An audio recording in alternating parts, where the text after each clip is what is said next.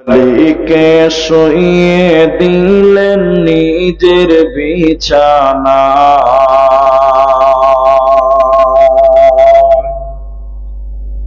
দয়ার নবী মুস্তাফা জন্মভূমি ছাড়িয়া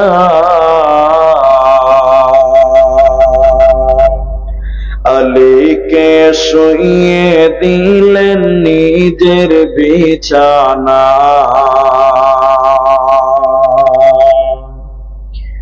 কাফেরেরা সব যুক্তি করে নবীজিকে মারব বলে, সারা রাত্রি চারিদিকে ছিল পাহারা, আলীকে শুইয়ে দিলেন নিজের বিছানা। তাই নবীজি গভীর রাতে আবু বকরকে নিয়ে সাথে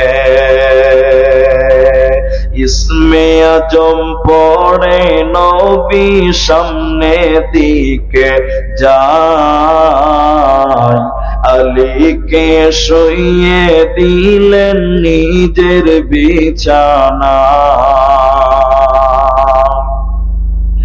কাফেরেরা সব জানতে পারে নবীজি নাই আপন ঘরে, সেই খবরটি শুনে তারা চারিদিকে আলীকে শুইয়ে দিলেন নিজের বিছানা।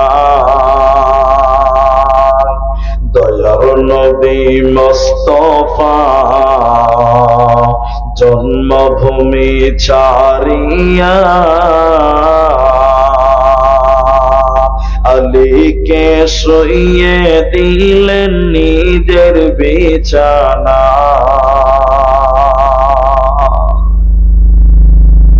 উপস্থিত চলমান সভার যোগ্যতম সভাপতি, স্টেজে ওলামায়ে কেরাম, অতিথিবৃন্দ, আমার সামনে বসে থাকা দিনদার ইমানদার মুমিন ভাই সকল, দোয়ার কান্টারি মুরব্বী সমাজ, স্নেহের কচি কাঁচা, পর্দার অন্তরালে বসে থাকা মুমিনা সলেহা মা ও বোনেরা, প্রাণ প্রিয় ফুলবাড়ি সাগরদিঘি মুর্শিদাবাদবাসী, প্রশংসা করি সে আল্লাহর যে আল্লাহ আমাদেরকে গভীর রাত পর্যন্ত বসে রেখে কোরআন এবং হাদিসের আলোচনা করার,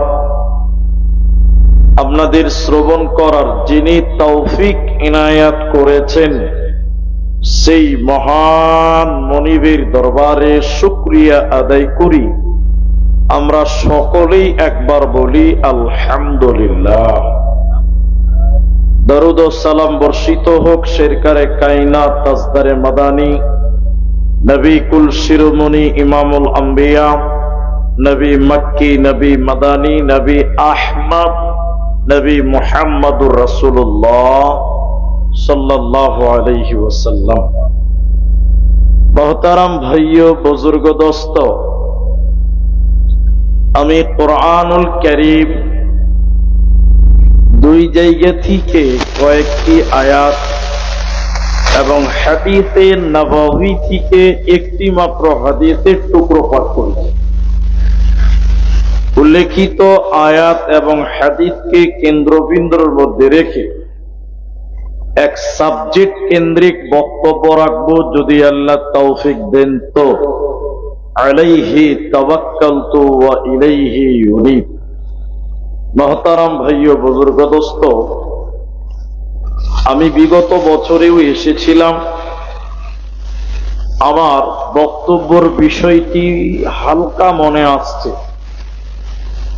তবে আজকে আপনাদের সামনে ভিন্ন আর একটি বিষয় নিয়ে আলোচনা করব। সে বিষয়টির নাম শুধুমাত্র কোরআন। অনলি কোরআন সম্পর্কে কিছু তথ্য তুলে ধরার চেষ্টা করব ইনশাআল্লাহ। শুধুমাত্র আপনাদের কাছে অনুরোধ যে আমি আপনাদেরকে কিছু কথা জিজ্ঞাসা করব, আপনারা মুখ খুলে উত্তর দিবেন। বলুন ইনশাআল্লাহ। জি, আপনি মুখ খুলে উত্তর দিলে আপনার বুঝতে সুবিধা আর আমার বুঝাতে সুবিধা হবে। পৃথিবীতে কোরআনের বিরুদ্ধে সবচেয়ে বেশি বিরোধিতা করে কিতাব লেখা হয়েছে।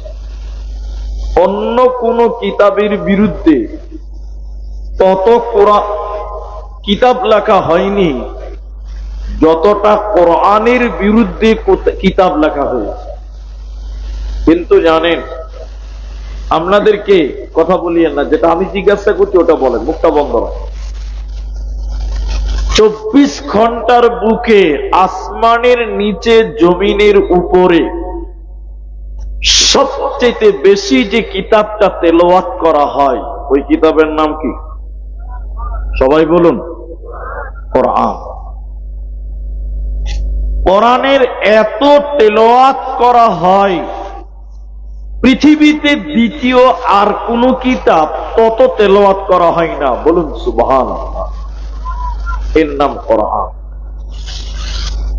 পৃথিবীতে বিভিন্ন মানুষ বিভিন্নভাবে কোরআনের বিরুদ্ধে কথা বলেছেন, কথা লিখেছেন, কিন্তু কেউ টিকতে পারে নাই কোরআনের কাছে। কারণ কোরআনকে হেফাজত করার দায়িত্ব স্বয়ং আল্লাহ নিয়েছেন। বলুন সুবহানাল্লাহ। আপনাকে বাস্তব কয়েকটি কথা বলবো। কেন? কারণ কোরআন নবীর উপরে নাজিল হয়েছে ঠিকই, বেঈমানদের একটাই কারণ ছিল কোরআনের বিরুদ্ধে থাকার, যে কোরআনটা যে শুনে সেই ঈমান আনে, সেই ইসলাম কবুল করে। বলুন সুবহানাল্লাহ। আজকেও যদি কোন মানুষ সব কেনে কোরআনকে পড়ে, নিজের বিবেক বুদ্ধি দিয়ে চিন্তা ভাবনা যদি করে, সেও ইসলাম কবুল করতে বাধ্য হবে।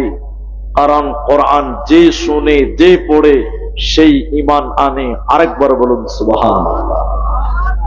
কিন্তু আমরা মুসলমান, আমরা কোরআনের কিচ্ছু জানি না, কোরআনের অস্তিত্ব জানি না, কোরআনের হিস্টোরি জানি না, কোরআনের ইতিহাস জানি না, কোরআন আল্লাহ কেন দিয়েছেন সেটাও জানি না।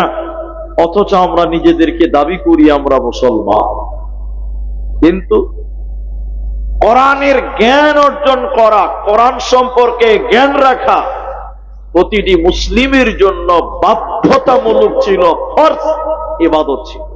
কিন্তু আমরা জানি না। চলুন, আপনারা 10টা মিনিট ধৈর্য ধরবেন, কেউ উঠবেন না। চলুন প্রথমে কোরআনের পরিচয়, কোরআনের ইতিহাস, কোরআনের অস্তিত্ব কোরআনের কাছ থেকে জেনে নিব। যখন কোরআনকে কোনো প্রশ্ন করবেন, কোরআন নিজেই সেই প্রশ্নের উত্তর দেবে। বলবেন না সুবহানাল্লাহ। কোরআনকে জিজ্ঞাসা করেন, কোরআন তুমি পৃথিবীতে কোন জায়গায় এসেছিলে তুমি বলো। কোরআন উত্তর দিয়েছে। কোরআন বলছে, লা উকসিমু বিহাযাল বালাদ। কোরআন বলছেন আমি 2খানা শহর কেন্দ্রিক নাজিল হয়েছে। ওই 2টি শহর বহরমপুর মালদা নয়, বহরমপুর কৃষ্ণনগর নয়, ওই দুইটি শহর কোরআনী স্থান পেয়েছে কোন শহর? একটা মক্কা মুকাররমা, অপরটি মদিনা মুনাওয়ারা। কোরআনে যত সূরা নাজিল হয়েছে কোনটা মক্কাতে কোনটা মদিনাতে অবতীর্ণ করা হয়। কোরআনকে আবার জিজ্ঞাসা করেন, কোরআন তুমি বলো, তুমি কোন জায়গা থেকে তোমার আগমন হয়েছে তুমি বলো। কোরআন বলছে বল হুয়া কোরআনুম মাজিদ ফি লাওহিম মাহফুজ। কোরআন বলছে আমি লাওহে মাহফুজ থেকে দীর্ঘ 23 বছর সময় আমি পৃথিবীতে এসেছি বান্দা, মক্কা মুকাররমা মদিনা মুনাওয়ারাতে এলাম। কোরআনকে আবার জিজ্ঞাসা করেন, কোরআন তুমি কখন এসেছো বলো, কোন দিনে তোমার আগমন হয়েছিল বলো। কোরআন বলছে শাহরু রমাদান আল্লাযী উনজিলা ফীহিল কোরআন, আমি রমজান মাসে আগমন হয়েছি বান্দা, আমি রমজান মাসে পৃথিবীতে আগমন হয়েছে। কোরআনকে আবার প্রশ্ন করেন, কোরআন রমজান মাসে কখন তুমি এসেছো বলো। কোরআন বলছে ইন্না আনজালনাহু ফী লাইলাতিল কদর, আমি রমজানের শেষের 10-এর ফজরের রাত্রিতে আমার আগমন হয়েছে। অতএব কোরআন রমজান মাসে এসেছে, লাইলাতুল কদর সবে কদরের রাত্রিতে কোরআনের আগমন হয়েছে। কোরআনকে আবার জিজ্ঞাসা করেন, কোরআন তুমি কেন এসেছো, তোমার আসার কারণটা তুমি বলো, কেন তোমার আগমন হয়েছে বলো, তোমার উদ্দেশ্য কি, তোমার টার্গেট কি, তুমি কেন, তুমি কিসের কারণে এলে তুমি বলো। কোরআন বলছে হুদাল লিন্নাস, আমি মানুষের হিদায়াতের জন্য এসেছি বান্দা। কোরআন বললেন হুদাল লিন্নাস, আমি মানুষকে রাস্তা দেখাবার জন্য, মানুষকে হিদায়াত দেওয়ার জন্য, হিদায়াতের নূর দেওয়ার জন্য আমার আগমন হয়েছে। অতএব মুসলমান কোরআনের কাছ থেকে তুমি হিদায়াত গ্রহণ করো। তাই আমার আল্লাহ বলেন হুদাল লিন্নাস, এই কোরআন মানুষের জন্য হিদায়াত। আমার দিকে দেখে নেবা, এতক্ষণ যে আয়াতগুলো বললাম এবার আপনাদের সঙ্গে জরুরি কথা, যা শুনলেন এবার উত্তর দেন। তাহলে কোরআন পৃথিবীতে এসেছে কেন বললাম? এমনিতেই মানুষের হিদায়াতের জন্য। সবাই বলুন কোরআন এসেছে কেন? হিদায়াতের জন্য। সবাই বলবেন তাহলে বুঝতে পারবেন। বিশ্ব নবী বলছেন মানিত্তাবাআল হুদা বিগাইরিল কোরআন আদাল্লাহুল্লাহ, কোরআন বাদ দিয়ে পৃথিবীর কেউ যদি হিদায়াতের জন্য অন্য কোথাও যায় ও হিদায়াত পাবে না, ও আরো পাপিষ্ট হবে, ও আরো গোমরা হবে। তাহলে হিদায়াত এক জায়গায় থেকে নিতে হবে, সেটার নাম কোরআন। কিন্তু আজকের মুসলমান কোরআন দিয়ে হিদায়াত গ্রহণ করে না, কোরআন দিয়ে ব্যবসা করে খায়। আজকের মুসলমান কোরআন দিয়ে তাবিজ লেখে খায়। আজকের মুলবি মুসল্লি কোরআন মানুষ মৃত ব্যক্তির বাড়িতে কোরআন পড়ে পড়ে পড়ে পড়ে খায়। কিন্তু কোরআন কি এগুলোর জন্য এসছে না হেদায়েতের জন্য? সবাই বলুন হেদায়েতের জন্য। কিন্তু অনেক মানুষ এই কোরআন দিয়ে আবার তাবিজ লিখছে। তাবিজ তাবিজ আপনার দিকে লেখে? এরা কথা বলে না, হ্যাঁ অথবা না বলবেন। তাবিজ আছে আপনাদের দেশে? আলহামদুলিল্লাহ আছে আছে। কোরআন বলছে হুদাল লিন্নাস, আমি মানুষের হেদায়াতের জন্য, কিন্তু কোরআন সব মানুষকে হেদায়াত দেবে না। বলুন, সব মানুষকে হেদায়াত দেবে না। যেমন এদিকে দেখেন, আমার দিকে তাকান, এই যে রাস্তাতে 3 চাকা গাড়ি বের হয়েছে, ওই গাড়িটার নাম কি? টোটো গাড়ি। মুর্শিদাবাদের চাঁদের মোড় ওইসব এলাকাতে বলছে চেন্নাই। আপনার দিকে বলে আল্লাহ, চেন্নাই। আর আমাদের দেশে বলে পিলপিলি। কি বলে? পিলপিলি। ও গাড়িটা চলে কি পেট্রোলে? ব্যাটারিতে। ব্যাটারিতে। এটা বলবেন। কোরআন সব মানুষকে হেদায়াত দিবে না। বলে কেন? ওয়াসিম রেজবি একজন মুসলমানের বাচ্চা, বর্তমান সে অমুসলিম হয়ে গেছে। যখন ইসলাম ধর্ম থেকে বেরিয়ে যায়, ও কোরআন হাতে নিয়ে বলেছিল কোরআন থেকে 26টা আয়াতকে কেটে বাদ দিতে হবে। বলুন নাউজুবিল্লাহ। এখন আপনারা বলুন, ও যে 26টা আয়াতকে রেডি করতে পেরেছে, তার মানে কি ও কোরআন পড়েছে কি পড়ে নাই? বলে না, বলেন। পড়ে নাই? পড়েছে। তাহলে ও হেদায়েত পেল না কেন? ও তো বেঈমান হয়ে গেল। হেদায়েত পাবে না সবাই। কেন?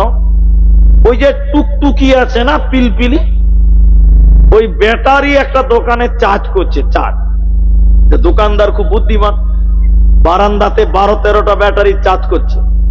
এমন সময় একটা খ্যাপা, খ্যাপা বুঝেন না, পাগল বুঝেন? খ্যাপা, একদম থার্ড ক্লাস খ্যাপা।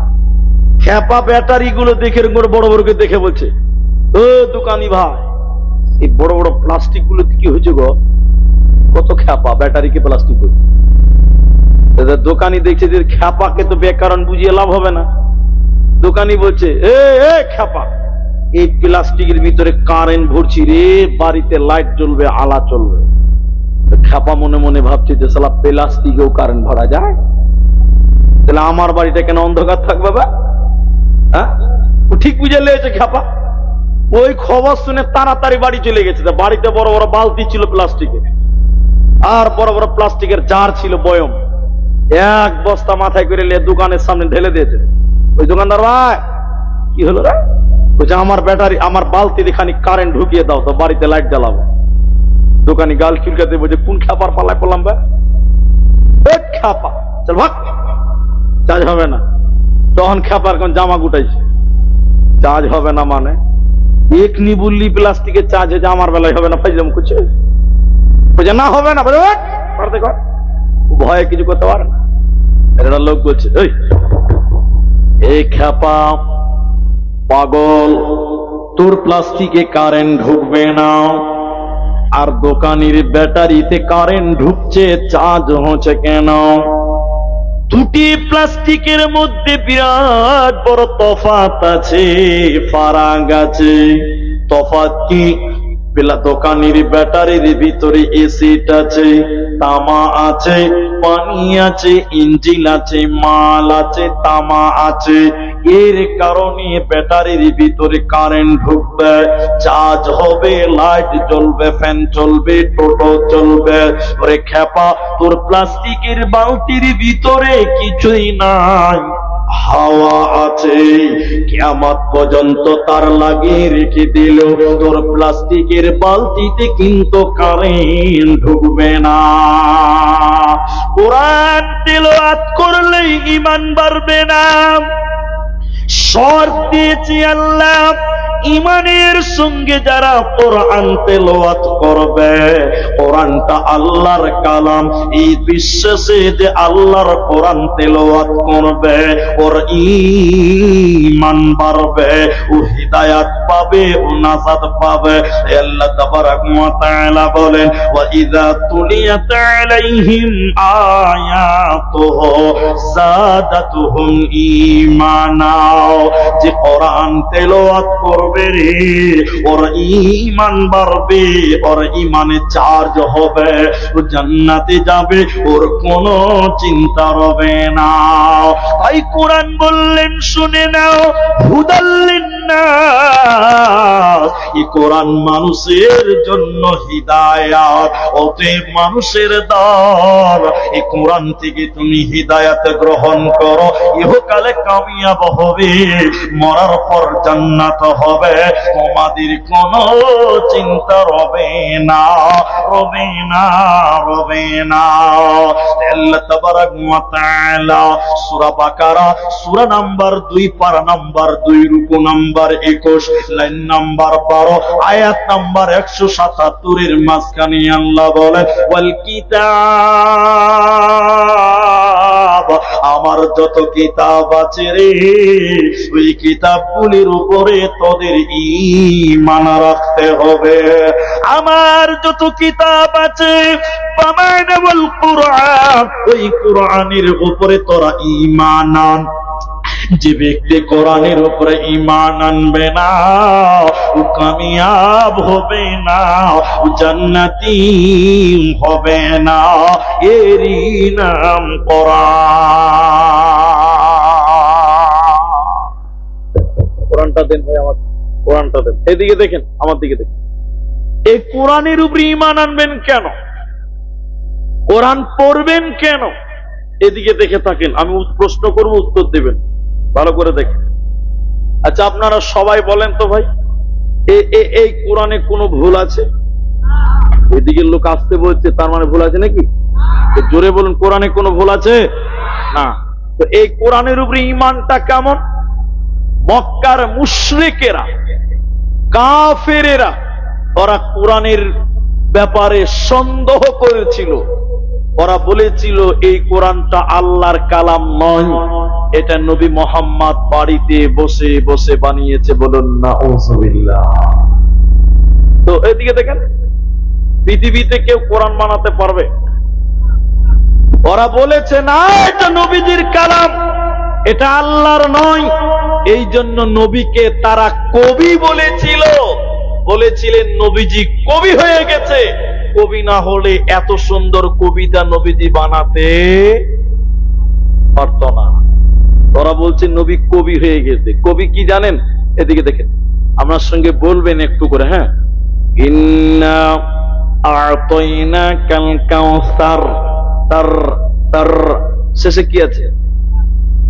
অক্ষরটা কি আছে? র, র। শেষের অক্ষরটার নাম কি? র। দ্বিতীয় একটা শুনেন, ফসল্লি লিরাব্বিকা ওয়ানহার, শেষে কি আছে? সবাই বলুন, র। 3 নম্বর শুনেন, ইন্না শানিআকা হুয়াল আবতার, শেষে কি আছে? পৃথিবীর কোন কবি এত সুন্দর মিলাতে পারবে না। বলুন সুবহানাল্লাহ। এইগুলো শুনে বলেছিল নবীজি কবি হয়ে গেছে। কোরআনের কবিতা কত সুন্দর, আমার দিকে দেখেন। আল্লাহর কোরআন বলছে শোনো, ওয়াশ-শামসি ওয়া দুহাহা ওয়াল কমারি ইযা তালাহা ওয়ান নাহারি ইযা জাল্লাহা ওয়াল লাইলি ইযা ইয়াগশাহা ওয়াস সামাই ওয়া মা বানাহা ওয়াল আরদি ওয়া মা তাহাহা ওয়া নাফসিন ওয়া মা সাওয়াহা ফাআলহামাহা। সব শেষে হা হা। এত সুন্দর মিল। মক্কার বেঈমানেরা, কাফেররা তাই বলেছিল এটা আল্লাহর কালাম নয়, এটা নবী মুহাম্মদ বাড়িতে বসে বসে বানিয়েছে। এজন্য নবীকে তারা কবি বলেছিল, কবি সাহিত্যিক বলেছিল। আল্লাহ বেঈমানদের চ্যালেঞ্জ দিয়ে আয়াত নাজিল করেছে। আল্লাহ তাদের জবাব দিয়ে আয়াত নাজিল করে বললেন, হে মুশরিকের দল, ওরে মুজরিমের দল, ও বেঈমানের দল, তোমরা শুনে নাও। যদি তোমরা দাবি করো এটা নবী বানিয়েছে, আমি আল্লাহ তোমাদেরকে চ্যালেঞ্জ দিলাম, বলো ওয়া ইন কুনতুম ফি রাইবিম মিম্মা নাযালনা আলা আবদিনা ফাতু বিসূরাতিন মিন মিথলিহি ওয়াদউ শুহাদা। আল্লাহ বলেন, বেঈমানেরা, তোমরা মানুষ, নবীও মানুষ, তোমরাও মানুষ, নবীও মানুষ, তোমরাও মানুষ। তোমরা যদি দাবি করো এই কোরআনটা নবীজি বানিয়েছে, তাহলে আমি আল্লাহ দাবি করছি শুনে নাও। তাহলে তোমরা মানুষ, তোমরা কেন নবীর মতন কোরআন বানাতে পারো না? 114টা সূরা বানাতে হবে না, 30 পারা কোরআন বানাতে হবে না।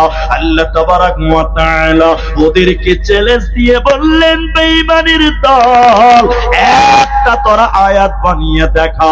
পৃথিবীর কেউ কোরআন বানাতে পারেনি, ভবিষ্যতে কেউ কেউ পারবে না, এরই নাম কোরআন।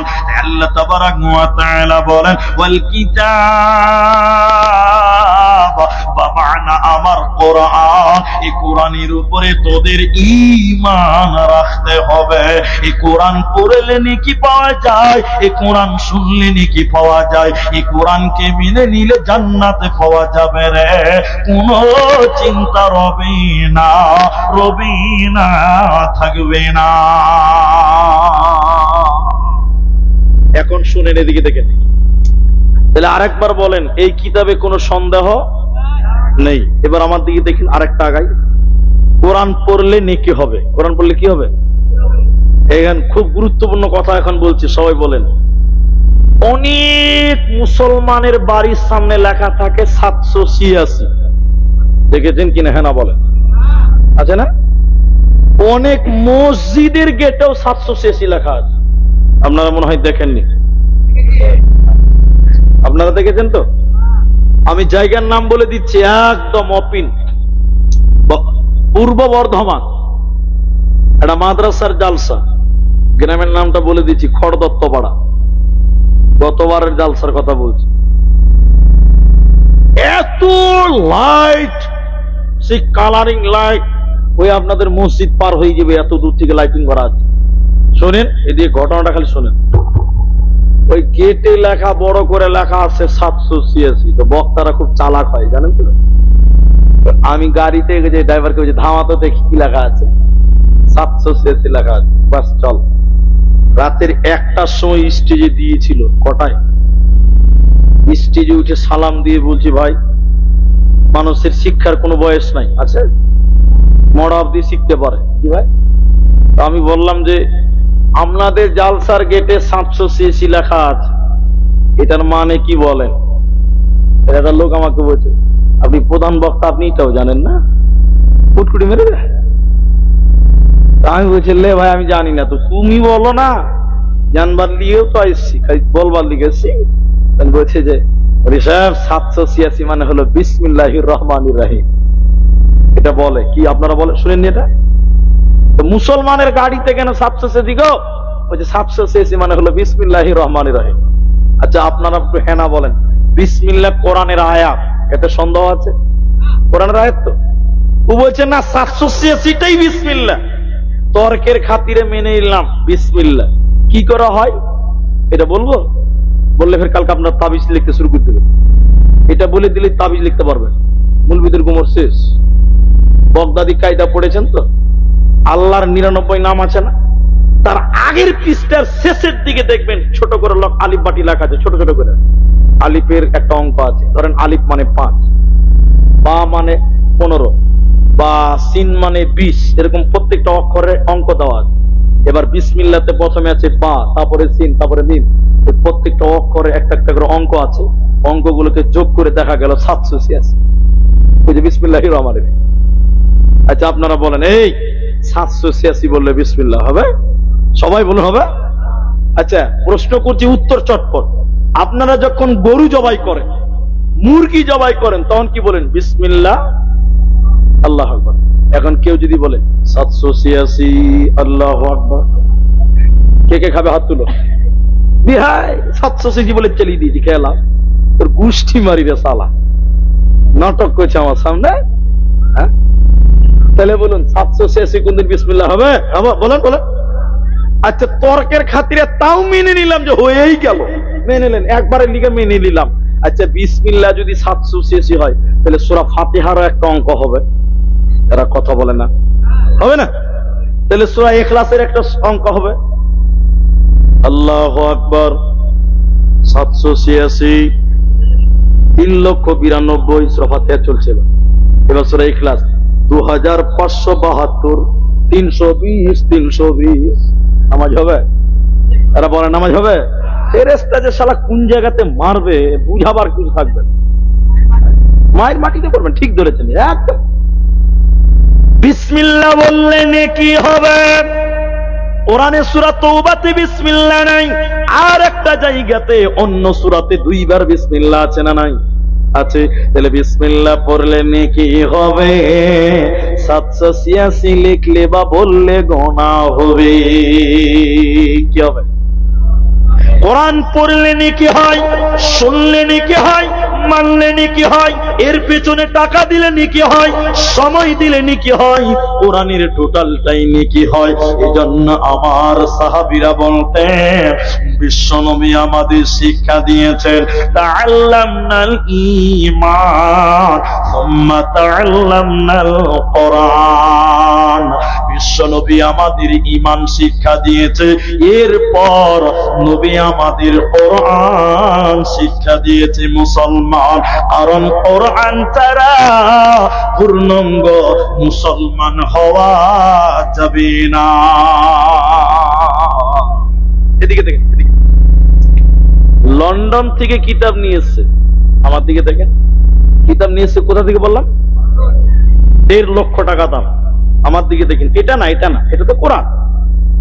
কোরআন ওই 1.5 লক্ষ টাকা দামি কিতাব লন্ডন থেকে নিয়ে এসছে। সারাদিন বিন বিন বিন বিন করে পড়ছে, এত পড়ছে, এত পড়ছে। আচ্ছা বলুন সবাই, জ্ঞান বাড়বে গ্যারান্টি দেওয়া যাবে? কারণ অনেক বই পড়ে মানুষেরা গুমরাহ হচ্ছে। তাহলে ওই বইটা পড়ে কি জ্ঞান বাড়বেই এর কোনো নিশ্চয়তা? বাড়তেও পারে, নাও পারে। তারপরে শুনেন, এদিকে পড়তে পড়তে পড়তে পড়তে পড়তে পড়তে পড়তে ক্লান্ত হয়ে গেলেন, এক নেকি পাওয়া যাবে। এদিকে লোক ভাবছে পাবে মনে হয়, নেকি পাবে? এক নেকি পাবে না। এবার আপনাদেরকে বলি, সবাই বলবেন, সবাই কোরআন পড়লে জ্ঞান বাড়বে কি বাড়বে না? সন্দেহ আছে?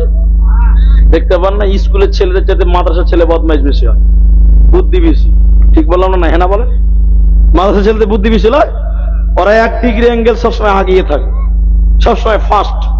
বাস্তব প্রমাণ নেবেন, এটা প্রতিযোগিতা হচ্ছে, প্রতিযোগিতা। প্রতিযোগিতা কেমন হচ্ছে? এটা 2 বিঘা জমিতে পুকুর করা আছে। ক বিঘা জায়গাতে? 2 বিঘা জমির পুকুর কত বড় হবে? বেশ অনেক বড়, পুরো ভর্তি পানি। পরীক্ষা নিচে প্রতিযোগিতা, এই পানিটুকু একটা বালতিতে ভরতে হবে, কে ভরতে পারবি? ওই স্কুলের ছাত্রগুলো বলো, পারবে? স্কুলের ছেলেগুলো বলছে মাথা খারাপ, এতটি পানি বালতিতে ভরা যাবে? বালতি ভরা যাবে? যাবে না। বলছে পারবি না? বলছে না। ঠিক আছে, এই মাদ্রাসার তালিম ইলম আছিস রে? বলে হ্যাঁ আছি। এই 2 বিঘা জমির পুকুরের পানি একটা বালতিতে ভরতে পারবি? বলছে এটা তো বা হাতের খেলা, এটা কোনো ব্যাপার হলো? বলছে কি করে ভরবি? বলে বালতি যদি 3 বিঘা জায়গার সমান হয়, বালতি যদি 3 বিঘা জায়গার সমান হয়, তো 2 বিঘা জায়গার পানি ভরা যাবে কি যাবে না? যেমন পুকুর তেমন বালতি, এতে সোজা হিসাব। তাহলে মাদ্রাসার ছেলেদের বুদ্ধি বুঝতে পারছি। তাহলে কোরআন পড়লে মানুষের জ্ঞান বাড়বে, এতে কারোর কোনো ডাউট আছে? আর নেকি হবে, নেকি বলুন হবে। নবী বললেন, শোনো, আলিফ লাম মিম 3টা হরফ, যে ব্যক্তি পড়বে সঙ্গে সঙ্গে তার আমল নামাতে আল্লাহ 30টি নেকি আল্লাহ দিয়ে দিবে। অতএব কোরআনের প্রতিটি অক্ষরে অক্ষরে 10টা করে নেকি পাওয়া যাবে। এজন্য নবীজি বললেন, তোমরা কোরআন তেলাওয়াত করো, ইহকালে কামিয়াব হবে, মরার পর জান্নাত হবে। বিশ্ব নবী বললেন, শুনে নাও, কিয়ামতের দিন 2টি বিষয়ের সাক্ষী আল্লাহ গ্রহণ করবে, 2টি জিনিসের সাক্ষী আল্লাহ মঞ্জুর করবে। ওর ভিতরে একটার নাম কোরআন। কোরআন কিয়ামতের দিন বলবে, আল্লাহ তোমার এই বান্দা আমি কোরআনের তেলাওয়াত করেছিল, আল্লাহ তুমি আমার সাক্ষী গ্রহণ করো। বিশ্ব নবী বলছেন, আল্লাহ কোরআনের সাক্ষীকে গ্রহণ করবে, আর এই লোককে ক্ষমা করে আল্লাহ জান্নাতে দিবে। এজন্য মুসলমান, বেশি করে তোমরা কোরআন তেলাওয়াত করো, এই কোরআন তোমার সাক্ষী হয়ে যাবে, তোমার কোনো চিন্তা রবে না, রবে না, রবে না। এরই নাম কোরআন। চলেন, পৃথিবীতে বহুত মানুষ কোরআনের বিরুদ্ধে লেগেছে, শুরুতেই বলেছি, এখনো লাগছে। কি বলছেন, লাগে না?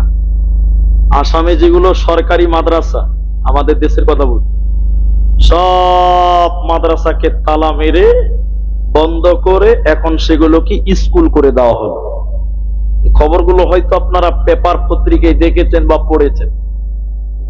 আজও অনেক মাদ্রাসা বুলডোজার দিয়ে ভেঙে দেওয়া হলো। আজও চলছে কোরআনের বিরুদ্ধে ষড়যন্ত্র। চলছে কি চলছে না বলেন? আপনারা জানেন আমাদের দেশে এনআরসি হয়েছে, এটাও জানেন আপনারা। কোরআনের সঙ্গে একটা সাদৃশ্য রেখে একটা কথা বলবো। আমি তৃণমূল বুঝি না, কংগ্রেস বুঝি না, সিপিএম বুঝি না, কিচ্ছু বুঝি না। আমি একটা সাদা মাটা মৌলবি মানুষ। এদিকে দেখেন, আমার দিকে দেখেন, বাকি কারো দিকে তাকাবেন না।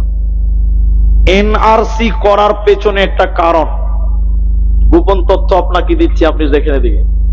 এখনো পশ্চিমবঙ্গের কিছু নেতা আছে, আমি নাম বলবো না, কোনো পার্টির হলে কোনো ব্যক্তির হলে, তারা বলছে এনআরসি করব, পশ্চিমবঙ্গেও করব এবং মুসলমানগুলোকে বাংলাদেশে পাঠাবো। বলছে কি বলছে না বলেন? আপনারা মনে হয় ভয় করছেন নাকি? বলছে না, বলছে না? এখানে নাই, আপনার দেশে নাই না?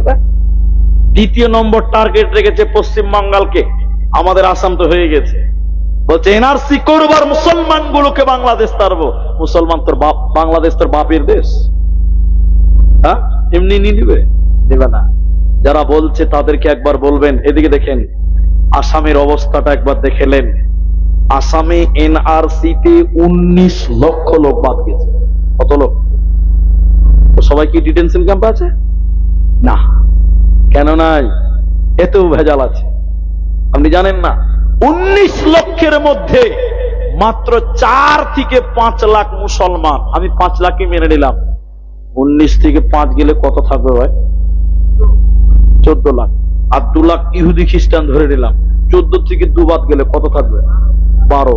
তাহলে মুসলমান মাত্র 5 লাখ বাদ গেছে ডিটেনশন ক্যাম্প বলা, আর ইহুদি খ্রিস্টান 2 লাখ। আর যারা বলছে এনআরসি করে মুসলমান তারবো, ওরা হলো 12 লাখ। বলুন নারায়ে তাকবীর। আমরা দেশে ছিলাম, আমরা আছি, আমরা থাকবো। এদেশ থেকে আমাদেরকে তাড়তে আমরা 5 লাখ, ওরা কতটি বললাম? 12 লাখ। হিসাব কোন দিয়ে গেল?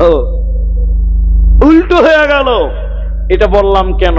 ইংরেজেরা, এদেরই ভাইরা ভাই, ইংরেজেরা বলেছিল মুসলমানও কো তারো, ওলামাকে তারো, ওলামা কো তারো। কিন্তু সবাই বলুন, কোরআন সম্পর্কে বক্তব্য রাখছি, এখানে এলাম। ইংরেজেরা মুসলমানকে তাড়তে পেরেছে না ওরাই দেশ থেকে পালিয়ে গেছে? তারা বলে না কথা, ওরাই দেশ থেকে পালিয়ে গেছে।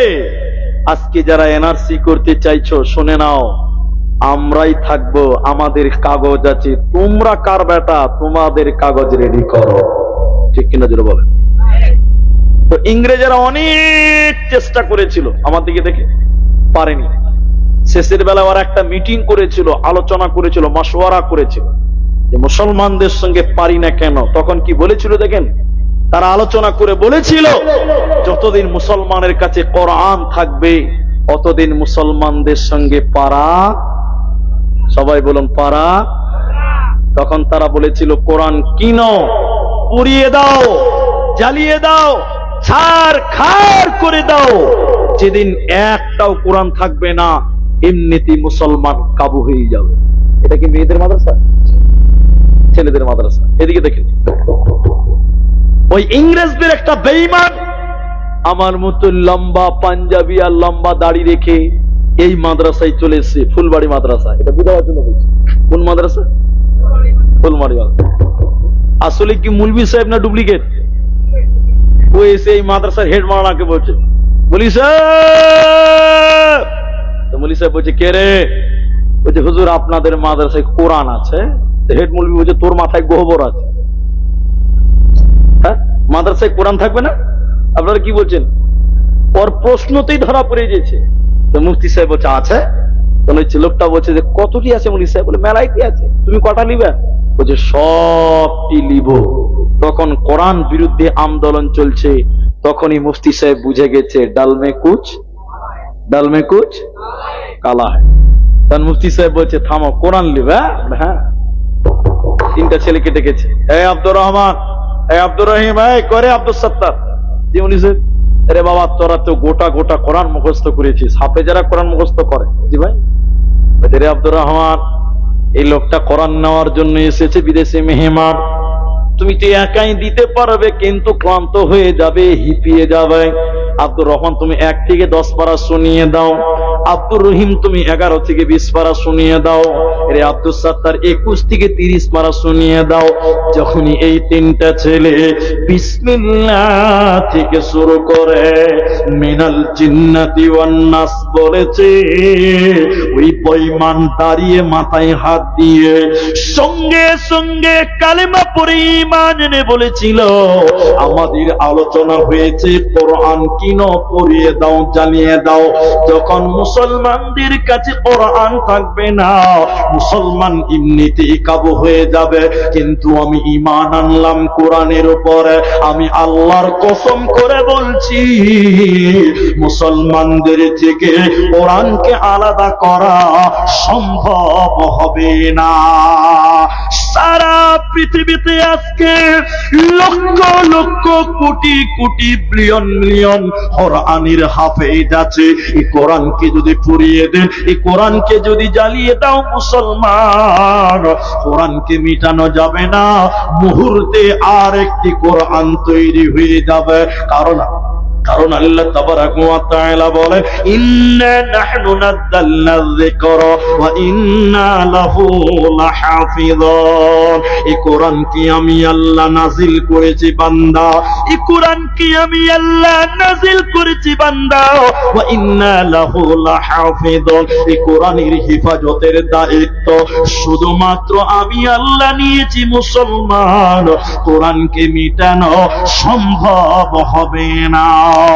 একজন আরবিক বিদ্বান, একজন আরবি কবি, তিনি বলেছে, পৃথিবীর মানুষদের দিকে কোরআনকে তুলে ধরে বলেছিলেন, এই রকম কোরআনকে দেখিয়েছিলেন যে সবাই কোরআনটা দেখে নাও, এক নজর সবাই কোরআনটা দেখে নাও।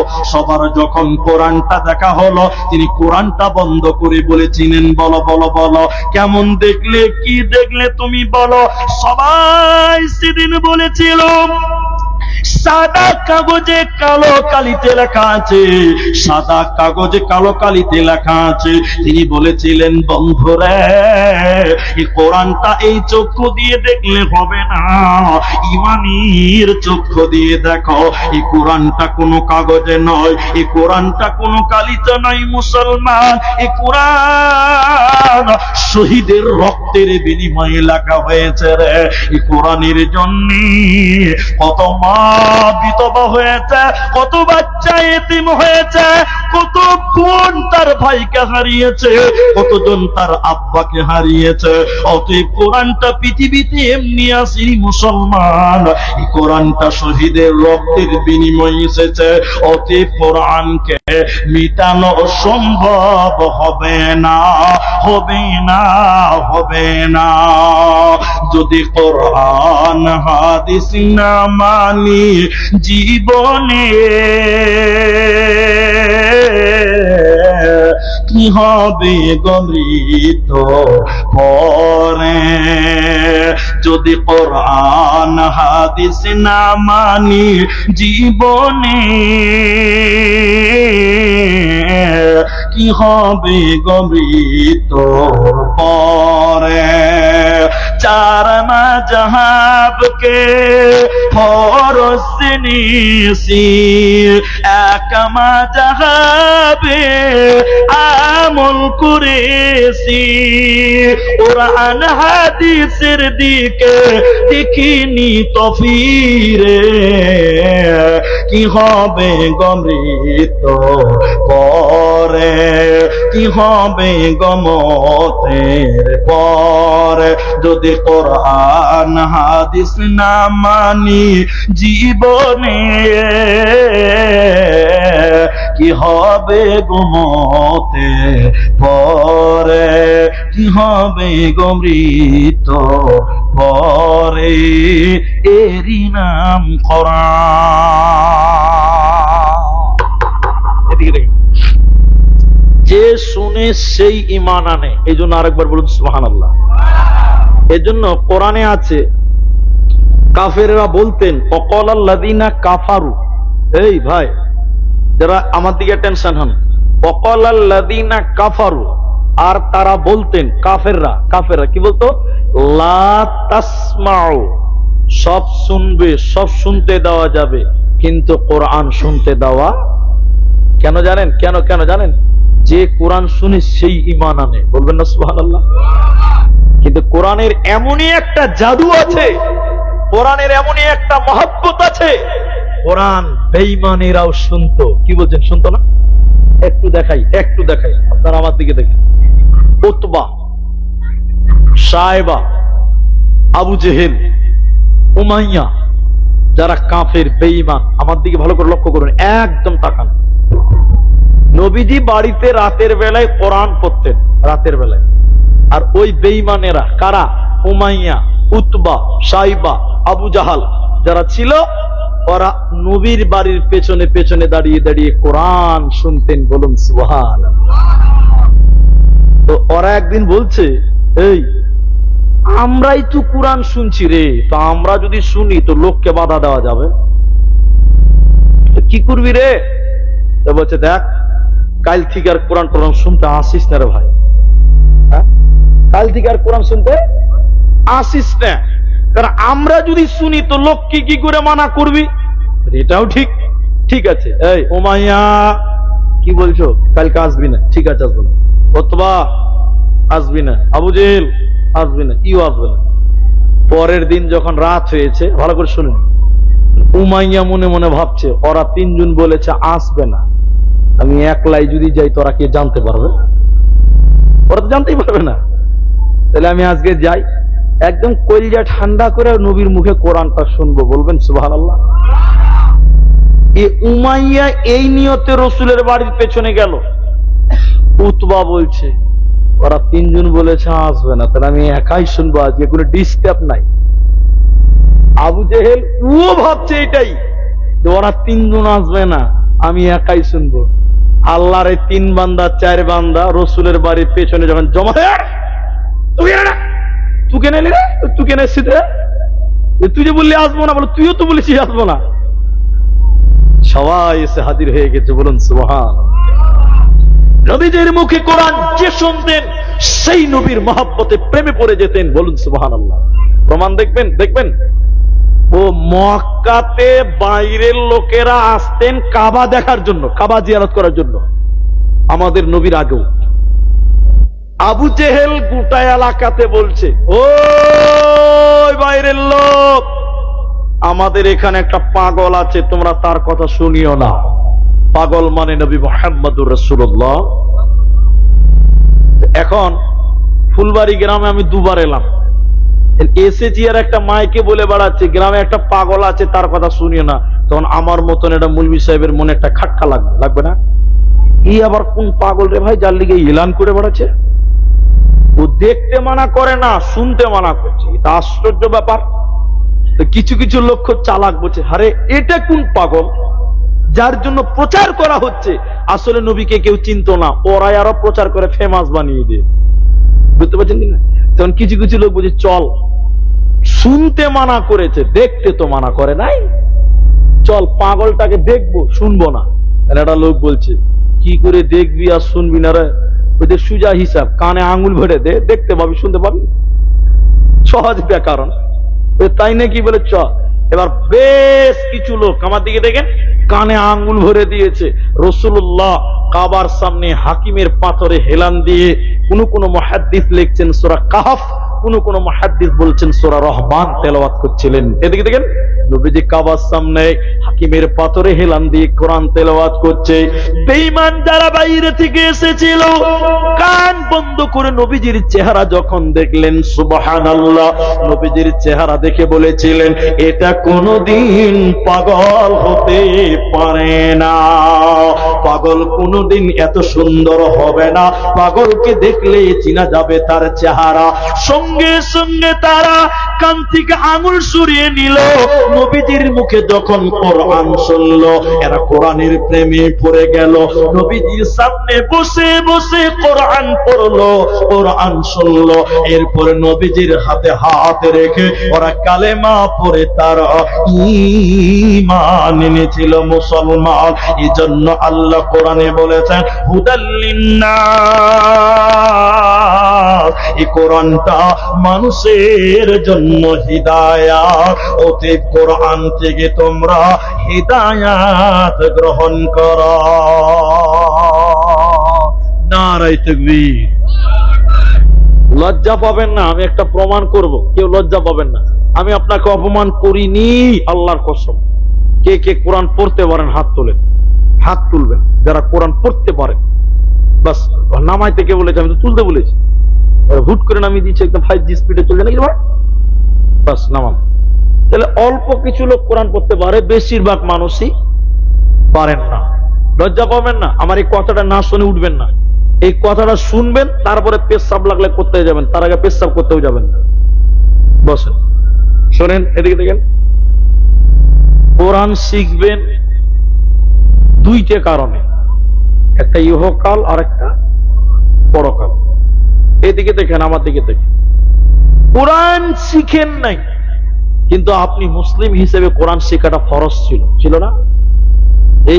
এই উদাহরণটা যদি না শুনেন, টোটাল বক্তব্যটাই মাটি হয়ে যাবে। এই জন্য বললাম পেশাব লাগলে উঠবেন না, বসেন। কথাটা কি?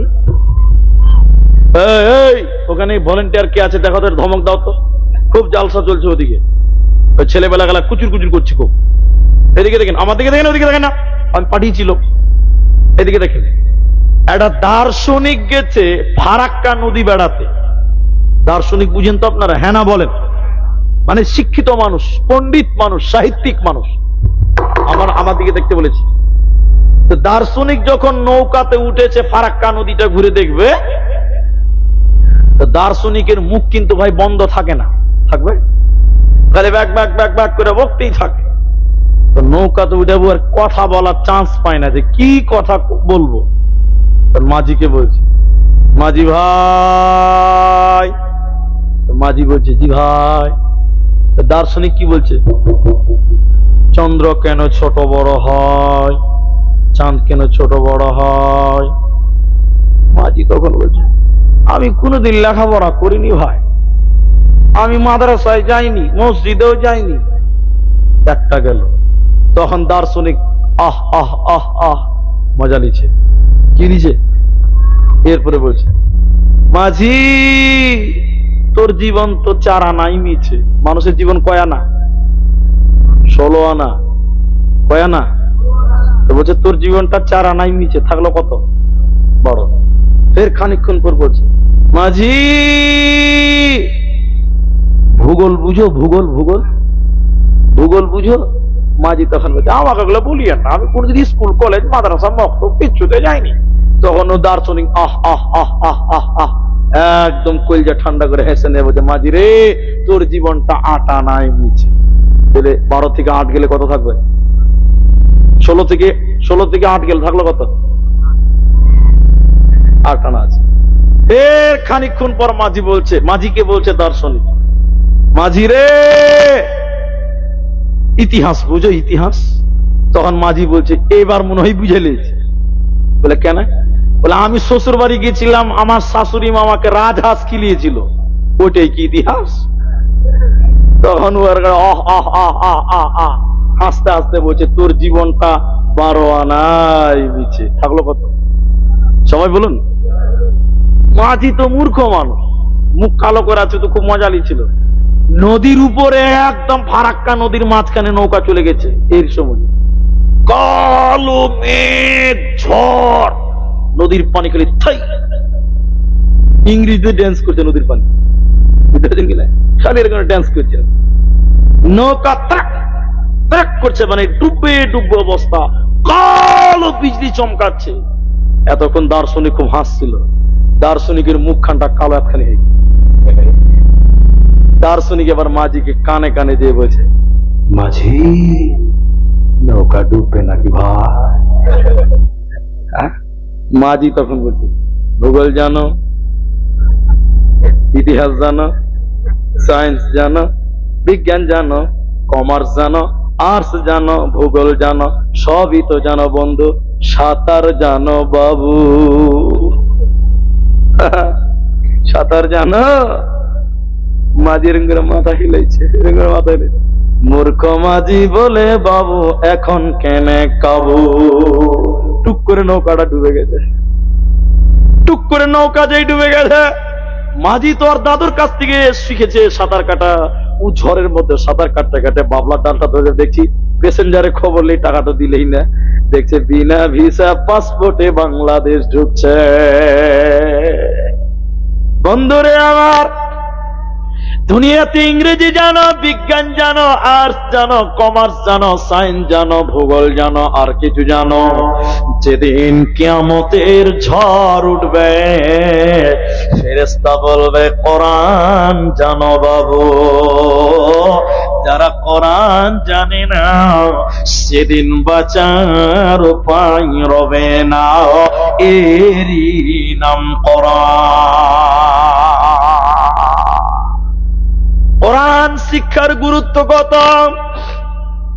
আল্লাহ কোরআনে বলেছেন কিমিস সালাতা লিদুলুকিস শামসি ইলা ওয়াসাকিল লাইল ওয়া কুরআনাল ফাজর ইন্না কুরআনাল ফাজরি কানা মাশকানাতা মাশহুদা। যে ব্যক্তি 5 ওয়াক্তের নামাজ কায়েম করে, সকাল সন্ধ্যা কোরআন তেলাওয়াত করে, আল্লাহ কোরআনে বললেন কিয়ামতের দিন এই কোরআন তার জন্য সাক্ষী হবে, এই কোরআন তার জন্য সুপারিশ করবে রে। অতএব এই কোরআনকে তোমরা তেলাওয়াত করো, এই কোরআনকে তোমরা রক্ষা করো, ইহকালে কামিয়াব হবে, মরার পর জান্নাতে হবে, কোনো চিন্তা রবে না, রবে না, রবে না। আর একটা জিনিস দেখাবো। সেদিন কোন একজন বক্তা বলছিলেন, একজন নাস্তিক বলছে, নাস্তিক আপনারা বুঝবেন হয়তো কম। আজকে তামাম পৃথিবীতে, বিশ্বের বুকে কোরআনকে নিয়ে বিজ্ঞানীরা গবেষণা করছে, ঠিক না নাই বলে? সবাই কোরআনের কাছে ছাত্র। আমি ঠিক বললাম তো ভাই? যত বড় বিজ্ঞান হও, আগে কোরআনের কাছে তোমাকে ছাত্র হতেই হবে। তো বিজ্ঞানীরা কোরআন কিনে রিচার্জ করতে করতে করতে করতে অনেক কিছু বানাতে পেরেছে। পারে নাই? এরা বলে না পারে নাই। তো একজন নাস্তিক বলছে, ওই সাগর দিঘির মুলবি সাহেবেরা তো কোরআন পড়ছে, এরা মুলবিরা কোরআন পড়েনি? এরা বলে না কথা। তো নাস্তিক বলছে যে বিজ্ঞানীরা কোরআন থেকে গবেষণা করে করে করে করে করে করে এত কিছু বানাতে পারলো, মৌলবীরা কি কোরআনটা বুঝতে পারলো না নাকি? ওরাও তো কোরআন পড়ছে, তো ওরা যা বানাতে পারলো না? কথাই বুঝতে পারছে? দাবিটা দেখেন কত ষোলো আনা। মৌলবীরাও তো কোরআন পড়ছে, তাহলে ওরা কেন বানাতে পারলো না? তাহলে ও বলতে চাইছে মৌলবীরা কোরআনটা বুঝতে পারে নাই। আমার কথা বুঝতে অসুবিধা হলো আপনাদের? এখন আপনাকে উদাহরণ দিলে বুঝতে পারেন। টাকা, চা করার জন্য পৃথিবীতে কি এসছে? কাগজ। কাগজ দিয়ে আগুন ধরা যাবে। একজন বলছে না, আমি কাগজ দিয়ে চা করব না, আমি টাকা দিয়ে কাগজে আগুন ধরিয়ে চা করে খাবো। টাকাতে আগুন ধরিয়ে চা গরম করে খেচারবো, যাবে কি মজা হবে। কিন্তু আপনারা বলেন টাকা চা করার লিগে এসছে না কাগজ এসছে? বলছে না, আমি টাকা দিয়েই চা করব। করলে করা যাবে। কোরআনটাতে বিজ্ঞানিক তথ্য নাই তা না, আছে, কিন্তু কোরআন বিজ্ঞানিক তথ্যের জন্য আছে। টাকা দিয়েও চা করা যাবে, কিন্তু চা করার লিগে টাকা লয়, চা করার জন্য লকড়ি আছে, কাগজ আছে, ঠিক না নাই বলেন? তো কোরআনটাও বিজ্ঞানিক তথ্য আছে, কিন্তু কোরআনটা বিজ্ঞানিক তথ্যের জন্য নয়। ওরা বলছে বিজ্ঞানীরা কোরআন গবেষণা করে এত কিছু বানাতে পারলো, এই মুলবি গেলাতে সকাল বিকেল কোরআন পড়ছে, তো এরা কেন বানাতে পারলো না? আসলে মুলবিরা কোরআনটা বুঝতেই পারে না। এবার আপনারা সবাই আমার সঙ্গে বলেন, এই কোরআনটা যার উপরে নাজিল হয়েছিলেন তিনি হলেন নবী মুহাম্মদুর রাসূলুল্লাহ। তিনি কোরআনটা যতটা বুঝেছিলেন, তিনার মতন বুঝনেওয়ালা পৃথিবীতে আর কেউ হতে পারে? সবাই বলুন পারে? তিনি যেটা বুঝেছিলেন ওটাই ঠিক। আমি আব্দুর রহমানের বুঝের ভুল আছে, উনাদের মতন মুলবিদের ভুল হতে পারে, কিন্তু আমার নবী যেটা কোরআনে বুঝেছিলেন তিনার বুঝের কোনো ভুল ছিল না। তো নবীজি এত বুঝেছিলেন, এই আমার নবী কোরআন দিয়ে একটা সাইকেল বানাতে পেরেছিলেন? এরা বলে না এবার এটা মোবাইল স্যামসাং আল্ট্রা, জি আর কিছু, এটা সাইকেল বানায়, এটা একটা সুই বানিয়েছিল, সুই সুই মেড ইন সুই নবী মোহাম্মদ, এরকম কিছু আছে? এরা যে বলছে যে বিজ্ঞানীরা এটা বানালো ওটা বানালো, বিজ্ঞানীরা কোরআন বুঝলো, মুলবিরা বানাতে পারলো না, মানে মুলবিরা বুঝলো না। তো আমার নবীও তো বানাতে পারে নাই, তাহলে কি আমার নবীও কোরআন বুঝেনি? নাউজুবিল্লাহ বলেন। নবীজি বুঝেছেন, আসলে ওরা টাকা দিয়ে চা করতে চাইছে। নবী কোরআন দিকে বানিয়েছেন, শুনে নাও। হযরতে উমারের মতন মাতালকে মসজিদে ভরতে পেরেছে, কারণ কোরআন বৈজ্ঞানিক তথ্যের জন্য এসেছে বটে, কিন্তু কোরআনের মূল উদ্দেশ্য হলো হুদাল লিন্নাস, মানুষের জন্য হিদায়াত। এজন্য নবীজি এই কোরআন দিয়ে বড় বড় সুদারুকে, বড় বড় মাতালকে হিদায়াত দিতে পেরেছে। অতএব মুসলমান, এই কোরআন দিয়ে মানুষকে হিদায়াত দিতে হবে, এই কোরআন থেকে মানুষকে হিদায়াত নিতে হবে, এরই নাম কোরআন। দুই, কোরআন দিয়ে কি করবেন? ঝাড় ফুঁক করবেন। কি করতে হবে? শিফাউল লিন্নাস। আমার কথা বুঝতে পারবেন? তাহলে মুলবিদের কাছে আর পানি পড়া আনতে যেতে হবে না, বুঝলেন? মুলবিদের কাছে আর কোনোদিন পানি পড়া আনতে যেতে হবে না, মুলবিকে বলতে হবে না, বলছে একটু ফু দাও তো, ওটা আপনাকে মুলবির কাছে যেতে হবে না, আপনি বড় মুফতি হয়ে যাবেন তখন। আমার কথাটা শোনেন, কোরআনটা হলো শিফাউল লিন্নাস। কোরআনের যতগুলো নাম আছে তার মধ্যে একটা হলো সূরা ফাতিহার যতগুলো নাম আছে তার মধ্যে একটা নাম হলো শিফা। শিফা মানে আরোগ্যদা, আরোগ্য, আরোগ্য, আরোগ্যদাতা। এবার আমার দিকে দেখেন, কোরআন দিয়ে ঝাড়ফুঁক করতে হবে। কি করতে হবে? তাবিজ লয়। আপনাদের দিকে কিছু কিছু মুসলমান তাবিজের উপরে নির্ভর করে। আরে তাবিজ দিয়ে কি হবে? তাবিজ নয়, ঝাড়ফুঁক করতে হবে। গতকালকে তাবিজের ঘটনা বলেছি, আজকে আর বললাম না।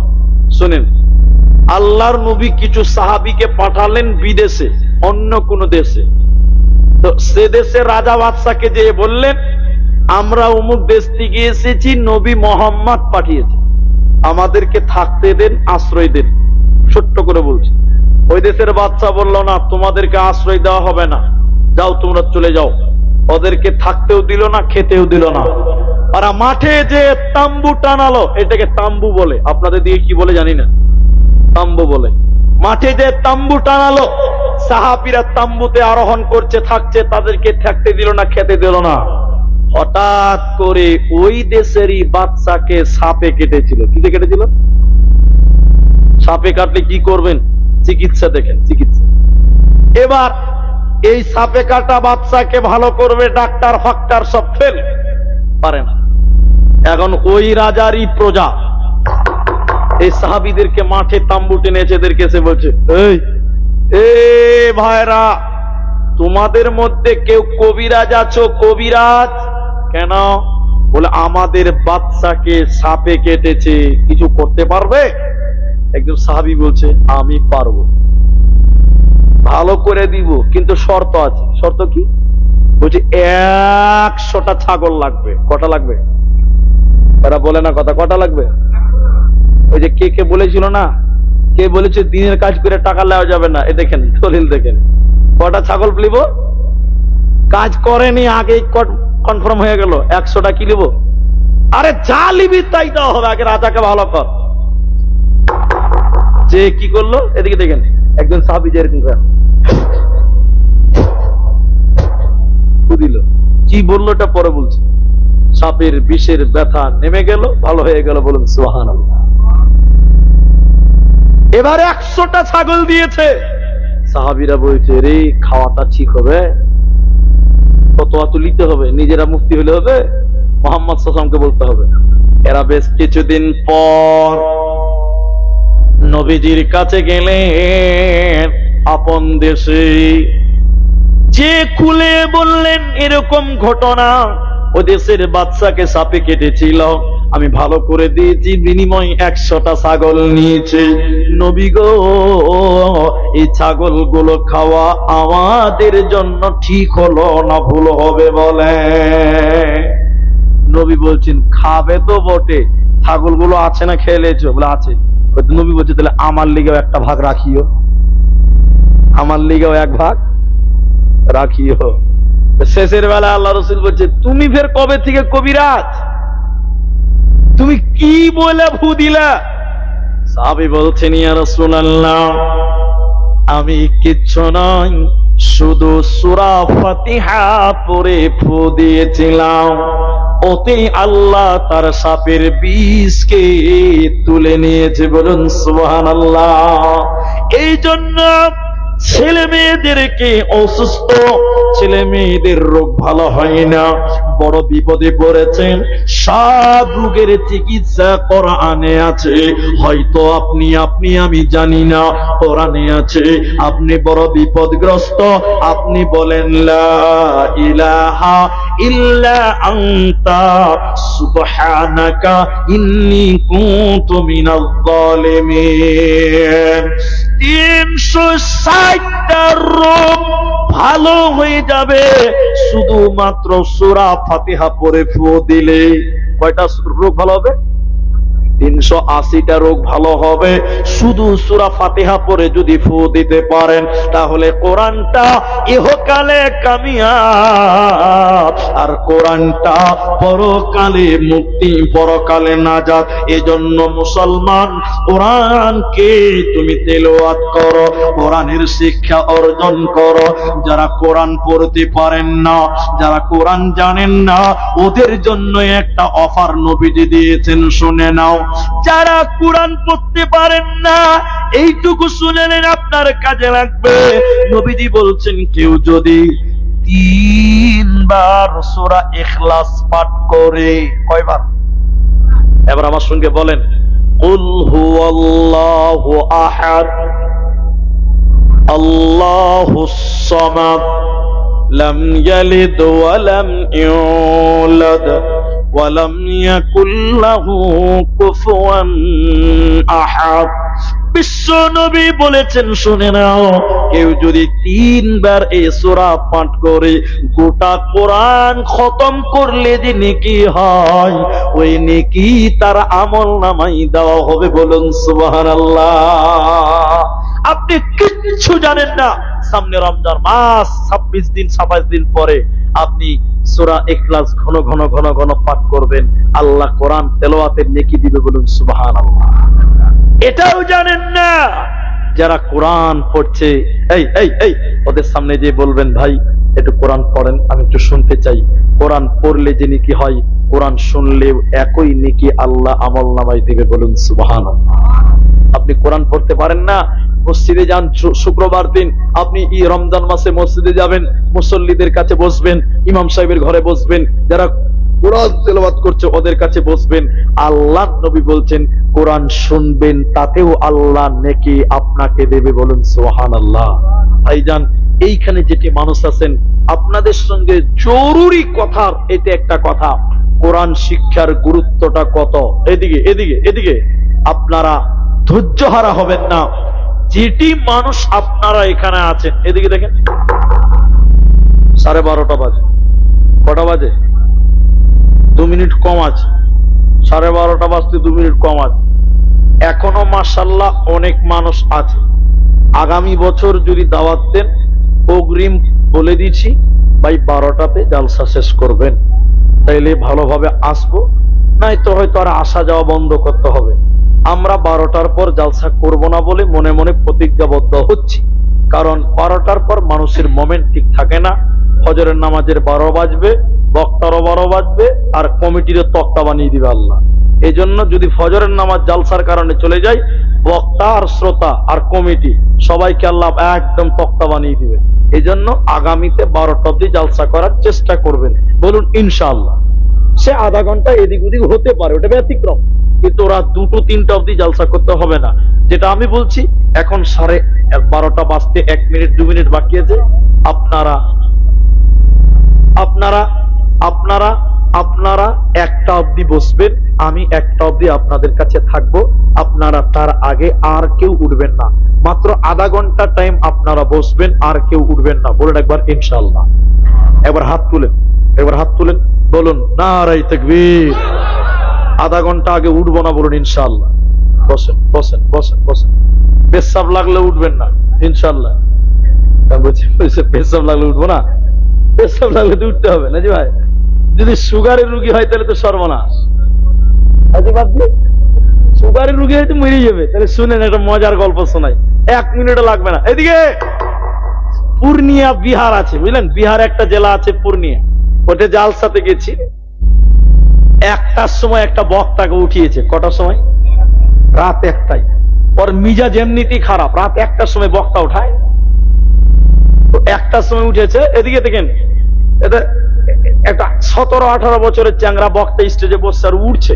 তখন বক্তা বলছে, এই লড়কা কাহা যা রাহি হ্যায়? তো ছেলেটা বলছে, মুনি সাহেব।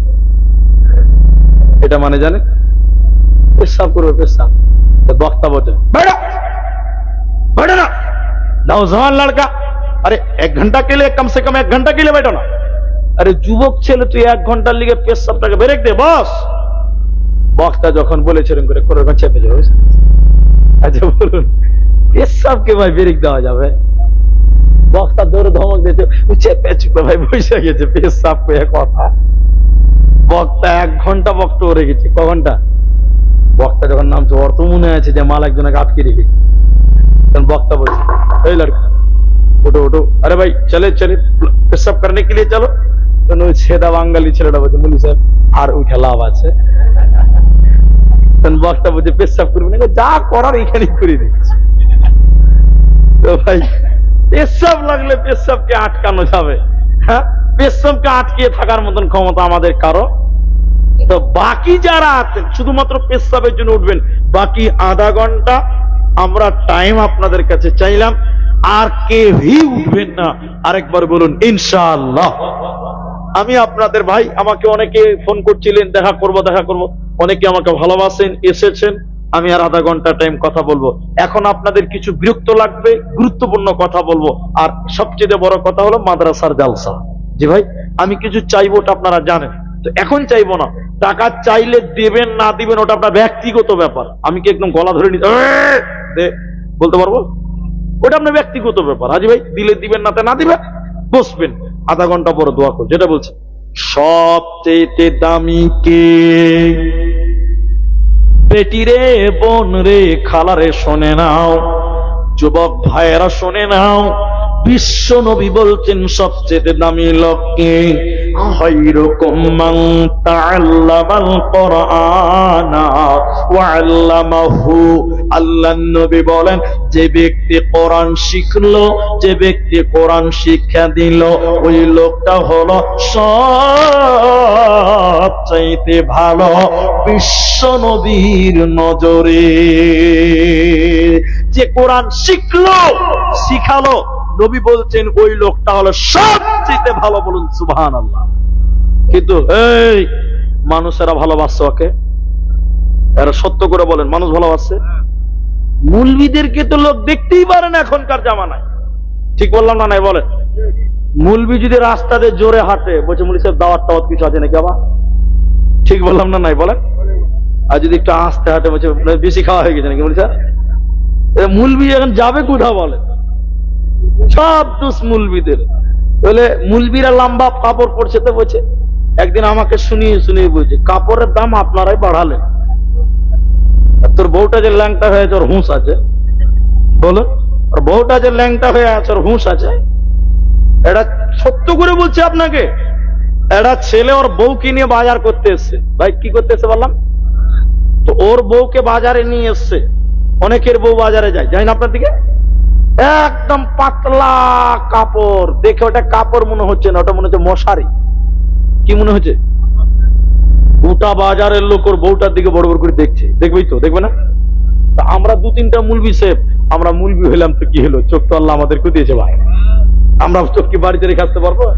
আমরাও খানিক দেখে নিলাম, নাউজুবিল্লাহ। হাজি আমাদের সামনে পড়ে গেছে তো নাউজুবিল্লাহ বলতে বাধ্য।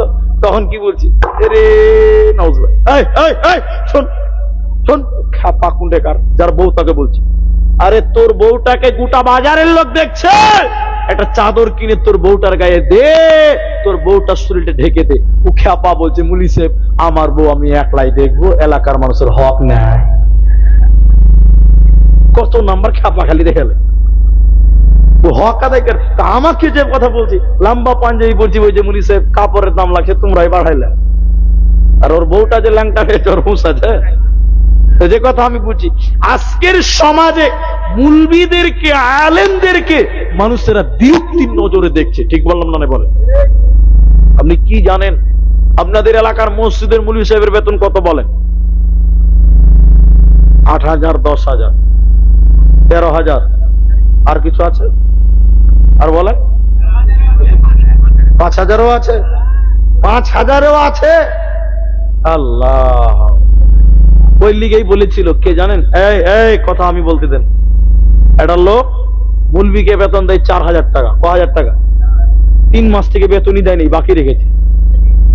কি অবস্থা খালি হবে? ক মাসের বেতন বাকি? 3 মাসের বেতন বাকি। তো মুলবিরা কিন্তু খুব চালাক ভাই, ওরা সব কায়দাই জানে, কোন দিক দিয়ে গোল দিতে হবে সব জানে। একদিন ওই সেক্রেটারি যে বেতন দেয় না, ওর বেটা যেছে কলকাতাতে ইন্টারভিউ দেওয়ার লেগে। কিসের ইন্টারভিউ? চাকরি।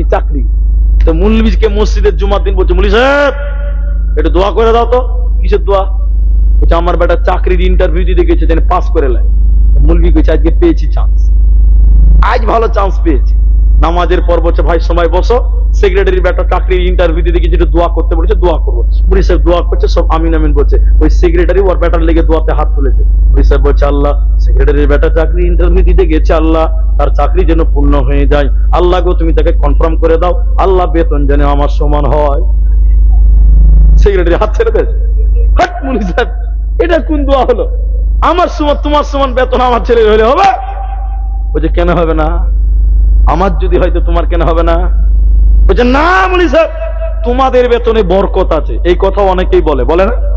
মুলবিদের বেতনে বরকত আছে, বলে কি বলে না?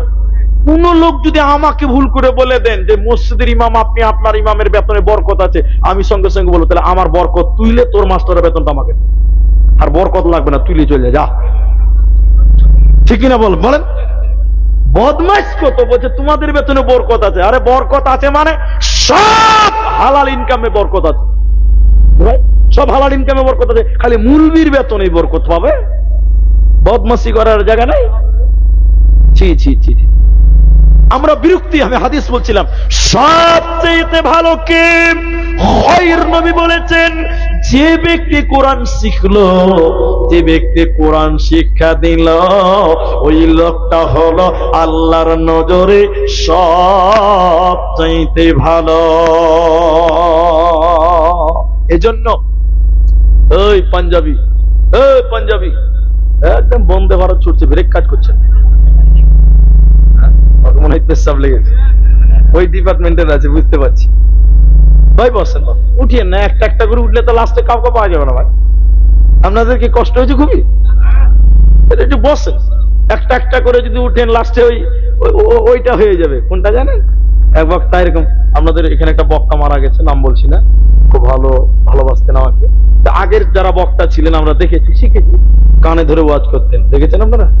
কানে ধরে বক্তা ওয়াজ করতে দেখেন? এক বক্তা স্টেজে উঠেছে, বহুত আগের কথা, কানে হাতে, ভাইরা আমার, একদম 40 মিনিট পর চোখ খুলেছে, সামনে কেউ নাই, একটা লোক আছে। কটা লোক আছে?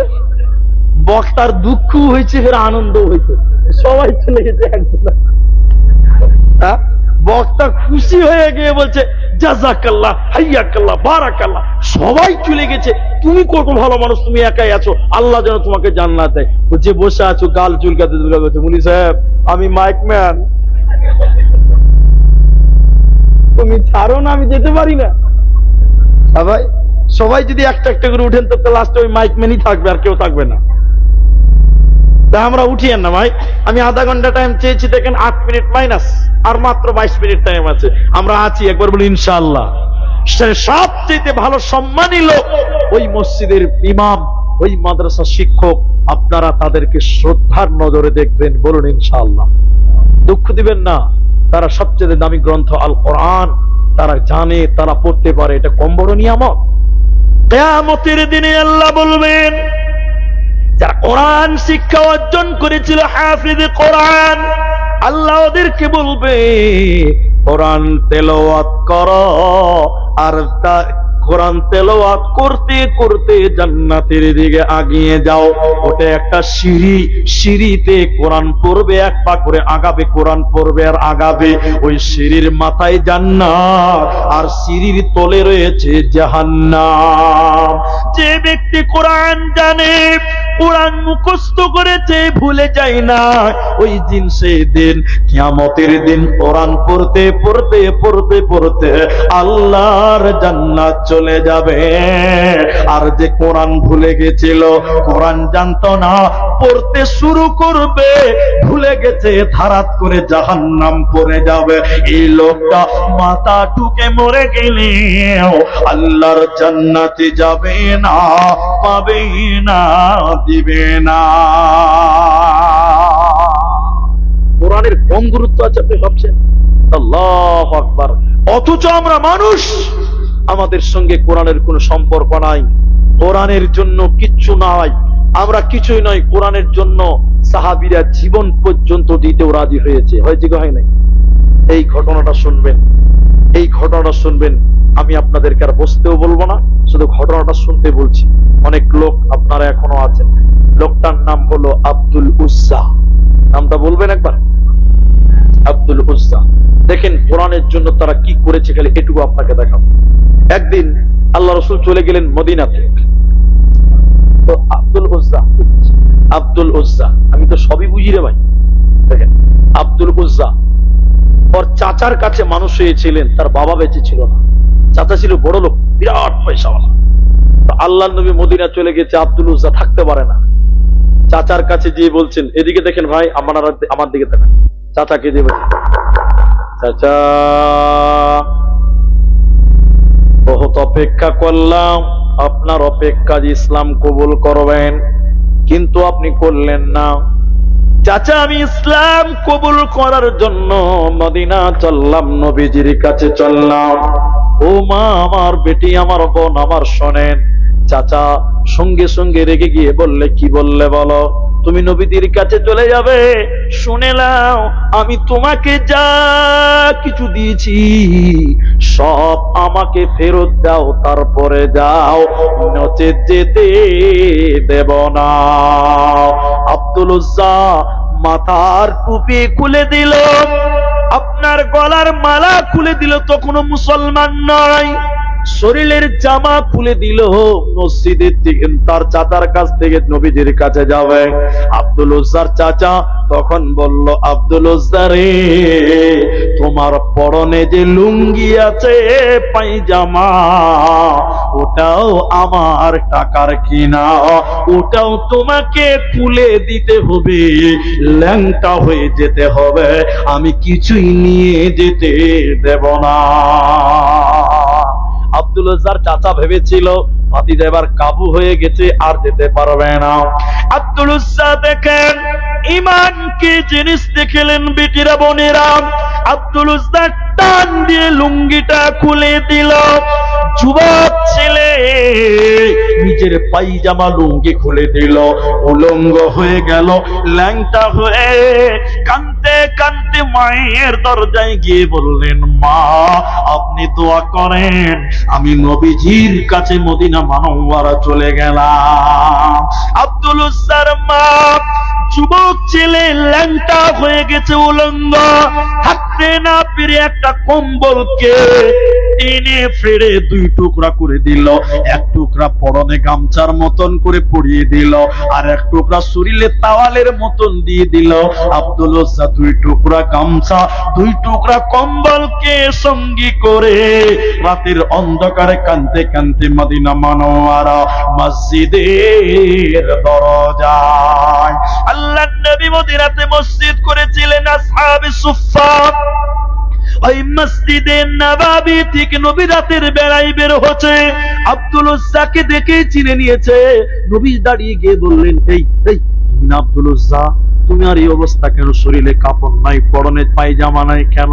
আব্দুল উজ্জা কাঁদতে কাঁদতে বললেন, হুজুর, ঈমানের জন্য আপনার কাছে আসার কারণে নবী গো, আমার চাচা সব কিছু কেড়ে নিয়েছে, ল্যাংটা করে আমাকে পাঠিয়েছিল, আমার মা এই 2 টুকরা কম্বলকে দিয়ে পাঠিয়েছে। আল্লাহর নবী বুকে জড়িয়ে নিয়ে বলেছিলেন, আব্দুল উজ্জা রে, আজ থেকে তোমার নাম আব্দুল উজ্জা নয়, আজ থেকে তোমার নাম আব্দুল্লাহ। সবাই বলুন, কি নাম? আব্দুল্লাহ।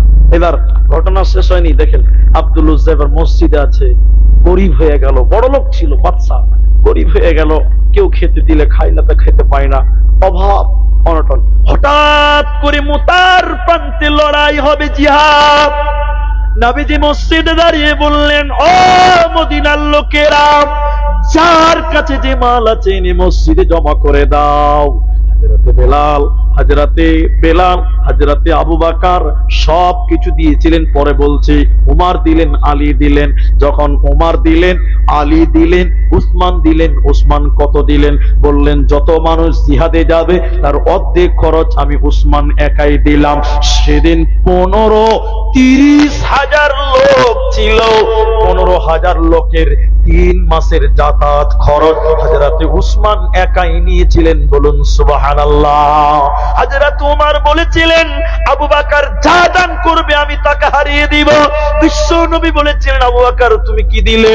আবু বকর বলেছিলেন, আল্লাহর নবী গো, আল্লাহকে এবং আপনাকে বাড়িতে রেখে আমার বাড়িতে যা ছিল আমি সব কিছু দিয়ে দিলাম। এগুলো সব মসজিদে হচ্ছে, ঘটনা কোথায়? আর আব্দুল উজ্জা, ওই যে আব্দুল্লাহ, মসজিদেই বসে আছে, এখন গরিব, সবাই দান করছে, ও একবার উঠছে বসছে, উঠছে বসছে, দান করতে ইচ্ছা করছে, কারণ দান করে অভ্যাস, বড় লোক ছিল, এখন তো নাই। একবার উঠছে বসছে, সবার দান করা দেখছে, কিন্তু মন মানে না, গরিব হয়ে গেছে। আব্দুল উজ্জা যে রসুলের ডান দিকে পেছনে দাঁড়ালো, আল্লাহ নবী মাথা ঘুরিয়ে বললেন, আব্দুল উজ্জা তুমি কেন? এর মানে জানেন? এই তুমি তো গরিব হয়ে গেছো, তুমি কেন এখানে এসেছো? এখানে যারা আসবে তারা টাকা দিবে, তুমি কেন এলে তুমি বলো। আব্দুল উজ্জা দাঁড়িয়ে থাকতে না পেরে কাঁদতে কাঁদতে বললেন, হুজুর সবাই দান করলো, সব কিছু দেখলাম, আমারও মনটা চাইছে আমি কিছু দিব, থাকতে পারলাম না, মনে যেন শান্তি নাই, কিন্তু দেব কি? কি দিব? কিছুই তো নাই, 2 টুকরা চাদর, যদি পেছন পাছাটা খুলে দেই তো পাছা উদাম হবে, শরীরের গামছা কম্বলের টুকরা দিলে শরীরটা খোলা হয়ে যাবে, কি দিব কি দিব, থাকতে পারি না। নবী গো, এখনো আমার কাছে একটা জিনিস আছে, ওই জিনিসটা আমি ইসলামের জন্য, কোরআনের জন্য আমি দিতে চাই। নবীজি বললেন, আব্দুল্লাহ, আরে আব্দুল উজ্জা কি দিতে চাও তুমি বলো।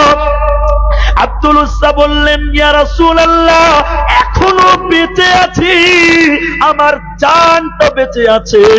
নবী গো, জিহাদের জন্য আপনি আমার নাম 1 নম্বরে লিখে দেন, যুদ্ধের ময়দানে আমি আমার জানকে কোরআনের জন্য বিলিয়ে দিয়ে আমি আমার জীবনটা কোরআনের জন্য বিলিয়ে দিব। জিহাদের জন্য আমার নাম আপনি লিখে নেন, আমি আমার জানটা কোরআনের জন্য বিলাতে চাই। এবার আল্লাহর নবীর নাম লিখলেন, আব্দুল উজ্জা 1 নাম্বার।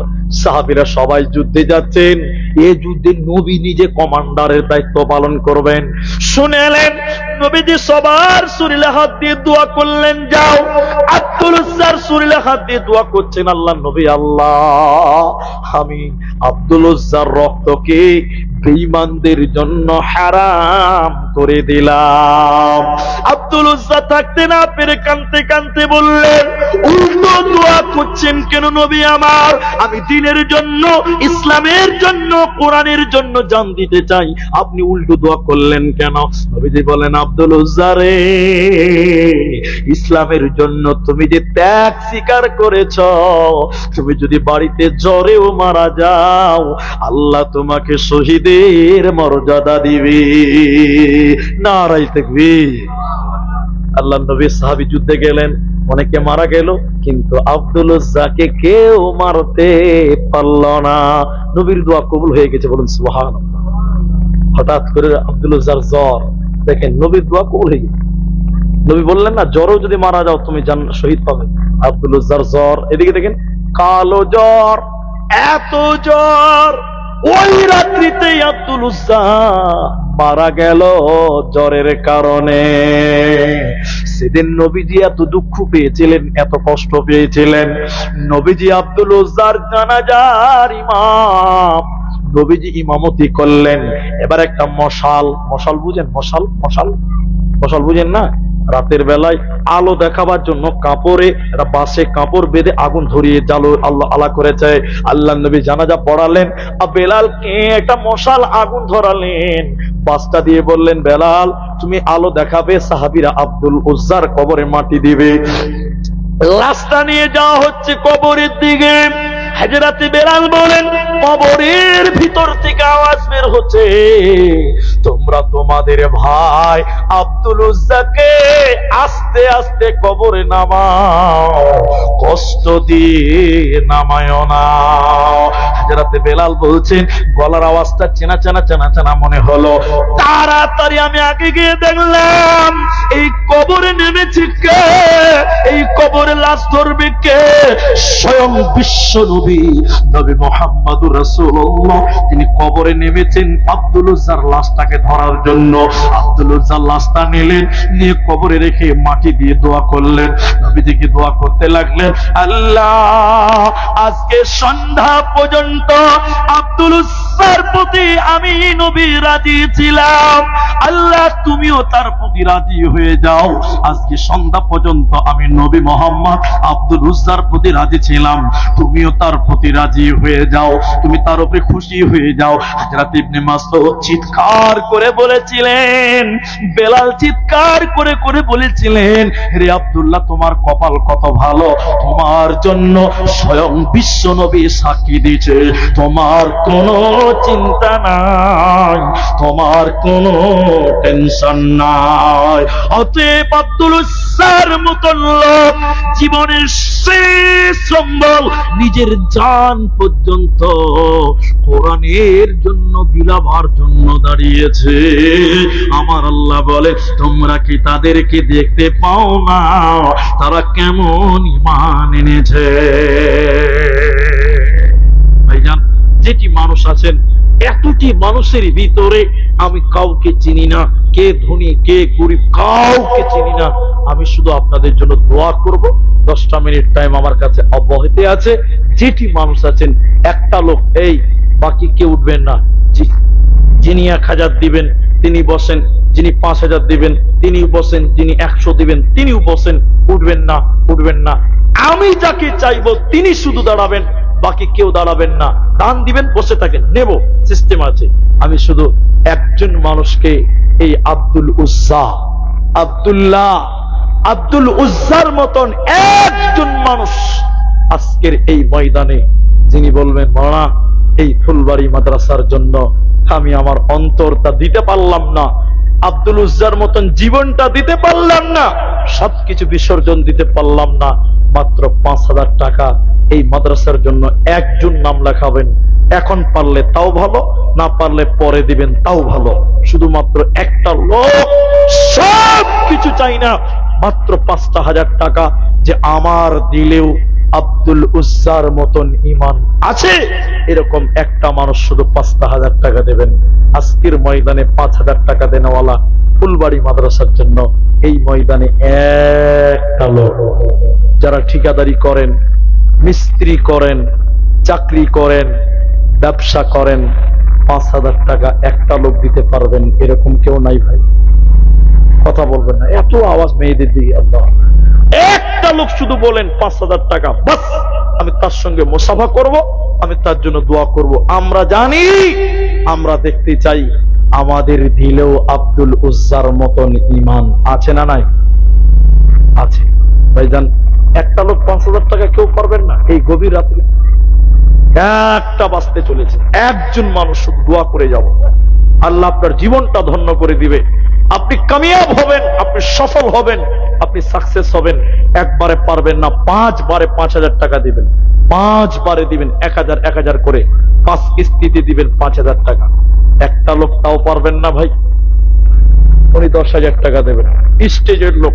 কিন্তু আমি সামনে থেকে একটা 5,000 টাকা দেখতে চাইলাম, এতগুলো মানুষের ভিতরে 5,000 টাকা। আল্লাহু আকবার। ও ভাইয়েরা, সাগর দিঘির মুসলমান, নবীর মাদ্রাসায় 5,000 টাকা সাহাবীরা জীবন পর্যন্ত বিলিয়ে দিয়েছে, জীবনটা চাইনি। হযরত আবু বকর বললেন, আল্লাহ নবী ছেড়ে সব দিয়ে দিলাম, বাকি সব দিয়ে দিলাম। 5,000 টাকা দেনেওয়ালা আজকের এই বৈঠকে ভাই একটা লোকও কেউ নাই। মিস্ত্রি মানুষ, রাজমিস্ত্রি, হেড মিস্ত্রি, ঠিকাদার, কন্ট্রাক্টর, একটা যদি কেউ হাত তুলতেন যে না মনি সাহেব আমরা দিলাম বা আমি দিলাম, আমি তাও খুশি হতাম যে না আমার আবদার একটা লোক রেখেছে। জানি না এই এলাকার মানুষ আগেই দান করে ফেলেছেন না জালসাতে দান করা ভুলে গেছেন। মুর্শিদাবাদের মতন জায়গাতে তো অনেক মাদ্রাসা, আমি আসি আবার আসবো। এই যে কিসমত গাদি ঈদের পরের দিনই মনে হয় আছে, 2 তারিখে মনে হয় আছে, আসবো ইনশাল্লাহ কিসমত গাদিতে। কিন্তু আপনাদের কাছ থেকে পাইছিলাম ভাই, তাহলে একটা লোকও কেউ 5,000 টাকা নাই? আল্লাহু আকবার। আমার ভাইজান তিনি 10,000 টাকা দেবেন। কি নাম আপনার? বলতে হবে না, নাম বলতে হবে না, তবে মানুষের সামনে নাম বলাটাই ভালো। অনেক মুলবি উল্টাপাল্টা ফতোয়া লাগিয়ে দিয়েছে সমাজে। মানুষের সামনে নাম বলা ভালো কেন? লোককে দেখাবা, এটা উদ্দেশ্য নয়। উদ্দেশ্য কোনটা? আমার দেখে আরো কেউ দান করবে, যে অমুকে 10,000 দিয়েছে, তাহলে আমাকেও দিতে হবে অত। মানুষকে নেকির কাজে উৎসাহিত করার জন্য জনসম্মুখে প্রকাশ্যে দান করাটাও ভালো। তো যাই হোক, আমার ভাইজান স্টেজে বসে আছেন, তিনি 10,000 টাকা দেবেন। আপনারা একটু তাকবীর দেন আমার সঙ্গে, নারায়ে তাকবীর। ভাইজান 10,000 টাকা স্টেজ থেকে একজন পেলাম, কিন্তু 5,000 টাকার একটা আবেদন রেখেই দিলাম আপনাদের কাছে। জানি না কোন মুসলমান ভাই, আমার বন্ধুবর কোন ভাইজান পারবেন কিনা আমি জানি না। যদি পারেন তো একটু ইশারা দেন যে মুলিসে দিলাম 5,000 টাকা মসজিদ মাদ্রাসাটার জন্য। আল্লাহ আপনার কামাই, আল্লাহ আপনার রিজিকে বরকত দান করবেন, আল্লাহর নাম রাজ্জাক। যদি বলেন না নাই পারবো না, দিয়ে দিয়েছি, তাহলে 5 জন মিলে আপনারটা রাখেন, 1,000 টাকা করে 5টা লোক দিলাম, বুঝছে 1,000 টাকা আমি দিব, 5টা লোক দেন 1,000 টাকা করে দেন। ভাই 1,000 টাকা উনি একজন দেবেন। নামটা দেখেন তো কি আছে, নামটা কি হবে আপনার? আইনাল শেখ। আইনাল শেখ, একটু উঠে আসতে পারবেন না? আমি একটু মুসাফা করি, মহব্বতটা বাড়বে। বাকি কেউ উঠবেন না, পরেই দিবেন। কি নাম আপনার? এদিকে কি নাম আপনার? কাবিল শেখ, হাবিল শেখ, 1,000 টাকা। আর ওনার নামটা লিখেলেন যেটা বললাম। হ্যাঁ ঠিক আছে, হ্যাঁ ঠিক আছে, ঠিক আছে। জাযাকুমুল্লাহ। 3 নম্বর 1,000 টাকা। মাশাআল্লাহ। কি নাম ভাইজান? মোহাম্মদ এনজারুল, 1,000 টাকা। 3টা লোক। ভাই উঠবেন না, ভাই উঠিয়েন না আল্লাহর রাস্তায়। যিনি 1,000 টাকা দিবেন তিনি শুধু আছে, উঠেন, বাকি কেউ উঠিয়েন না, আমি দোয়া করব। দেখেন টাইম শেষ হয়নি, 1,000 টাকা দেন আমার 3টা হলো। আর কেউ আছেন? আছেন? উনি আইনাল। এটা কার? তোমার আব্বার নাম কি? মানিরুল ইসলাম। 4 নম্বর 1,000 টাকা হলো। মাশাআল্লাহ। 2টা বেনামি, 2টা নগদে হলো। 2টা নামে, 2টা নগদ, 2টা বাকি। কি নাম আপনার?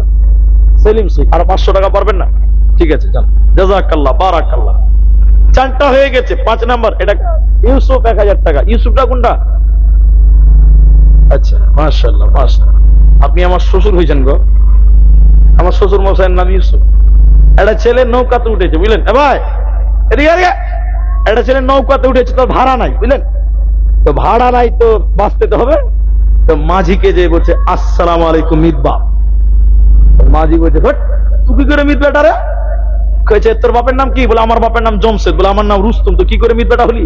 কয়েছে না দি বাপু, তোমার বাদিকের চোখটা টেढ़া, তো আমার বাপেরও বাদিকটা টেढ़া, ওই লিগে মিথ্যা। তো 5 জন 1000। কি নাম আপনার? জিন্টু শেখ। কি কাজ করেন আপনি? ব্যবসা করেন। তো ব্যবসায়িক মানুষ 1000 টাকা দেয়? ঠিক আছে, জাযাকাল্লাহ, বারাকাল্লাহ। 6 জন হলো। কি নাম ভাইজান? রাকিবুল শেখ।